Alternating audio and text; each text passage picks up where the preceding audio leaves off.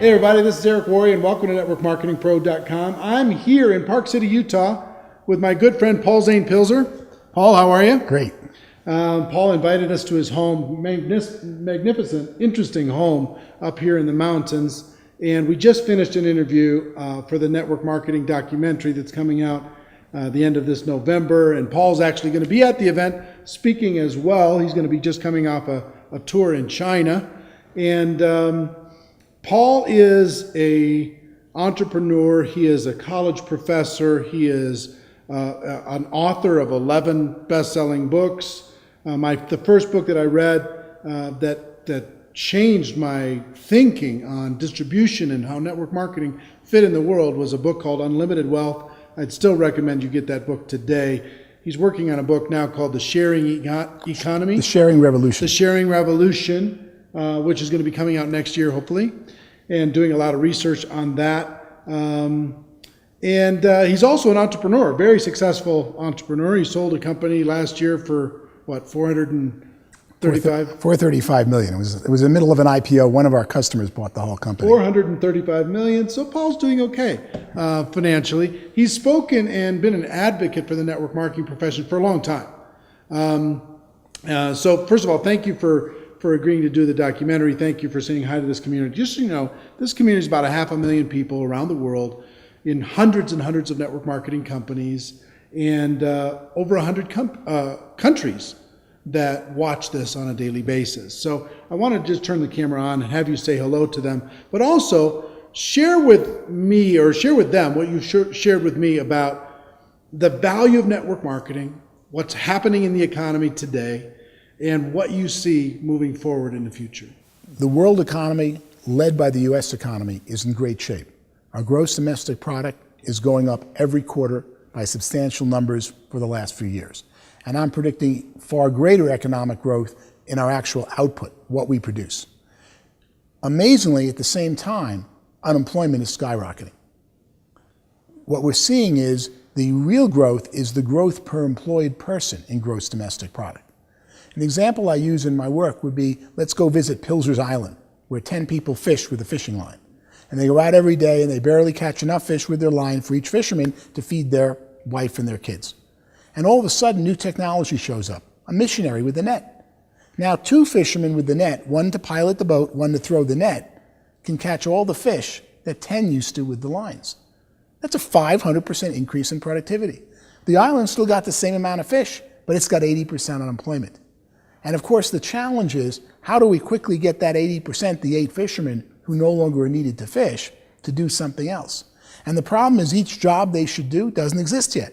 One becomes a teacher. They never knew you could hire a teacher. They thought you have to teach your own kids. One becomes a doctor. He takes care of sick. I thought you only take care of your own kids when they're sick. One becomes a roofer. They don't just fix the roof. He becomes a specialist at learning how to keep their huts from leaking. All of a sudden, the economy grows a major amount, 500%. With roofing, with teaching, with medicine on top of the fish. But notice, none of those jobs existed until the unemployment occurred, the 80% unemployment from the net. And that's where we are in the world today. Let me ask you a question on the unemployment. You say unemployment skyrocketing, but the reports, if you look on the news, they say unemployment's going down. Well, that's because we changed the definition a few years ago of unemployment. In the United States, if you haven't found a job for 6 months, we don't count you as looking. We say you're no longer on the unemployment rolls. So we really have, in the order of 30% by my numbers, of the U.S. population unemployed or underemployed, doing some token, 30%. Doing some token job. And that's just looking at the people who are out there producing value and going to work. And you see it all the time. You know, look at the government's number of 7% unemployment, because they're only counting the ones who are less than 6 months unemployed, right? And if you look close at that, you go, it doesn't fit my reality. Take a list of I like to take the list of the 24 little homes in the block I grew up on. Where are they now, and who's unemployed at 50 years old? Or do the unemployed list of your relatives, of your cousins, take some body of population, not based on where they work, and look who's unemployed, and you'll see 30% of the people in your life would love a job, would be working, but aren't finding something. Or would love a better job. Absolutely. Maybe they're working part-time somewhere. Not what they would call fully employed or utilized. Yeah. And then what we see is that those who are employed are making more money than ever before.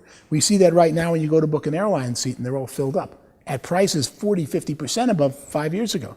We see that whenever you want to go to a certain restaurant or buy the newest car. They're all producing them, but you have to wait for it. So those who are doing well are doing better and better than ever before, and they're about 50, 60% of our economy. The challenge and crisis is, what are we going to do worldwide with the people who are laid off because we no longer need vinyl records or digital CDs or CD-ROMs or all these new things as technology keeps changing, and we find better ways to do things more efficiently. Or Uber's so much better way of getting somewhere in a town than using a taxi, but someone's got to go retrain the taxi driver how to own his own car, take it clean, and become an Uber entrepreneur. Or Airbnb is a certainly much, much better way to go stay in a city than some horrible hotel room where you got to wait in line and check in, and you don't know who you're asking, and everyone's trying to sell you something at every time, and a cup of coffee is $8, than staying with some friend of yours. In fact, one of my employees just recently, I asked who uses Airbnb. Girl raised her hand. I said, how do you use it? She said, I rent out the couch in my studio apartment. And I looked at this young girl and I said, you feel safe renting out a one-room apartment, studio, and you feel safe renting the couch? Yes, I only rent it to graduates of Oberlin College. I go, why Oberlin? Well, they like music. It's a great music school. And I went there, and when they tell me who they are, I check out on the web. I sign in as an Oberlin alum, and I see that they're really who they are. And then we usually have a lot in common because they're often from the same class. What a great world. Have a fascinating guest this weekend, and she pays for 110% of her rent by renting 10 days in a ski town, the couch in her studio apartment, to someone who went to college that she may or may not have known before. We see so many improvements in the world due to technology happening fast. But the scary thing is, what are we going to do with the unemployed? And that, of course, brings me to why I love network marketing so much. And love is really the right adjective here. Because only network marketing goes out there and says your employment past doesn't determine your economic future. Only network marketing says, you convince me you really want this, I'll take the chance and hire you. But I wouldn't hire you as an employee coming up with the money and the forms and having to pay you whether you produce or not. I'm going to hire you, but you're only going to make money if you listen to me and we train you together and we work and can succeed. So only network marketing has the opportunity to offer opportunity to so many people who have fallen off track. And that is unemployment, particularly the unemployment caused by structural unemployment, that's changes in technology, is the greatest crisis facing the United States and the developed world today. Because eventually, when you hit 60, 70% unemployed, you're in big trouble. Saudi Arabia has 90% unemployment because they pay people for not working and they import all their labor, and they become the hotbed for spawning so many bad activities and bad formats. We're right behind them unless we find ways to retrain people who are displaced by technology, and network marketing leads the way in making that happen. So tell me what you think about the future of network marketing. As we retrain these people, new skills, entrepreneurial skills, we teach people how to be entrepreneurs, take charge of their life, run their own life, get away from that job if they want to, have that extra income, build a career. What do you see as the future? Well, ultimately, the companies that succeed today in network marketing, while they think it's their product or something that's unique, what they're really succeeding at is intellectual distribution, distributing information about a product or service that will improve your life. Original network marketing was carrying goods, distributing when there wasn't UPS, there wasn't the post office, and you had to take them out of your trunk and lug product all over the place. Today, network marketing, virtually every network marketing company, is really about somebody teaching something else to someone, teaching a better method to someone, a better product, a better business way of doing business. And that is the strength of network marketing, and that's the bottleneck. As new technology comes up that would allow an Uber, an Airbnb, or so many things I'm studying in the sharing economy to exist, someone's got to teach the consumer how to use the new technology. And network marketing, while you think you're developing your wellness business, you're really developing your skill business at teaching other people new things. And that's going to be where the big money is. It already is in network marketing. That's going to be increasingly where there's more money in society, because companies want to train you or teach you to go train people about their product. Nobody does that as well as the network marketing industry.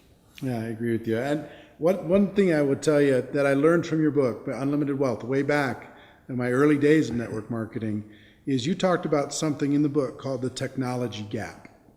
The difference between where technology was and it's inside of a company and where it could be, where it could or individuals, grow. The way in which you shave or drive to work, and the better way you don't know about yet. And what little things sometimes stick in my brain, and they change the way I think from then on.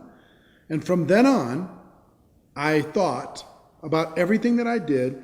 Where was I on this skill, my personal skill, on finding people to talk to about my business? Where was I, and where's the best? What's the best there is? What's the blue chip standard? And what steps do I need to take in order to get from where I am to where I got? And every time I got to that next step, there was always something else. There was always a little growth. There was always somebody figured out a new way to be able to do it a little bit better, a little bit better. It's like climbing the mountains behind you. As you climb each mountain peak, you see another higher peak, but you couldn't have seen it because the mountain was in your way. And then you get to the higher peak and there's another mountain in your way, and you find there's always another higher mountain or better way of doing something. But until you mastered the one you're challenged by, you didn't know there was another higher way. Instead of looking for the magic downline or the magic product or the magic compensation plan, I was looking for the magic me, because of the technology gap idea in my head that you planted from your book that had me go, okay, here's where I am on the 7 skills of network marketing. Here's where I am in my own attitude. So talk about for a moment just about the value of deciding to be a lifelong learner, the value of getting excited about a new idea, and why network marketing rewards that so well and encourages that so well. Mm-hmm. You really, it's a question of faith. You go out to learn a better method. You master some area of a computer. You master some way of doing something. You learn a new network marketing technique to build your downline or communicate with people. And then you have faith to go, even though I just did all this and all the work, there's a better way out there. I'm going to have to ride and use what I just learned, but in 3 months or 6 months, I'm going to start again, because there's always newer and better methods. And the people who succeed are the ones who adopt those the fastest. My quote back then in Unlimited Wealth was to the effect of, prosperity belongs to people who learn things the fastest. In the old days, you were told, learn this job, learn this function, do this and this better. I can hear my parents than everybody else. Wrong, because if you stay focused on one thing doing it better, there's a new method that's so much better that the person who uses the technology grows the fastest. You know what I found is interesting in network marketing? That the companies can focus on innovation. But I don't need to focus too much on innovation. I actually need to focus, which is something much harder, I think, when it comes to a large group of people, is simplicity. That's the difference between being average and being exceptional, is how simple can I make it? How basic can I make it so it's doable for a brand new person and they can pass it on to the next and they can pass it on to the next? So it's not really about necessarily massive innovation, being radically creative. I need to be creative and clever and strategic in my mind of how can I get it simpler? How can I say it clearer? And that's the true genius. The best nuclear physicist can explain physics much better than the normal high school teacher teaching physics, even though he's explaining it to a 10-year-old. And if you practice teaching, as you and I both have young children, practice teaching things to children in the 8 to 16-year-old range, that's when you learn you really know it. I keep going back to the drawing board when my children ask me questions about economics or politics, and I go, oh, no, I really can't explain it yet. And I go back for hours to go get a 5-minute explanation for them of something I thought I know. Only when you can teach it to a 12-year-old do you really understand the subject. Well, Paul, we talked, we've been taking up a good portion of the time today. We talked probably an hour and a half on just the documentary itself before we decided to do this real quick. But I can't wait to see you in November at the Mirage in Las Vegas. Can't wait for you to enlighten people on all of the research that you've done and the value that you can bring to that community. I want to thank you for what you've contributed to my life and my career and my thinking, and what you've done for millions of other people in the network marketing profession. So I appreciate you, my friend. Thank you very much. All right. And ladies and gentlemen, our wish for you is that you decide to become a network marketing professional, that you decide to go pro, because it is a stone cold fact that we have a better way. Now let's go tell the world. Everybody have a great day. I'll see you next time. Take care. Bye-bye.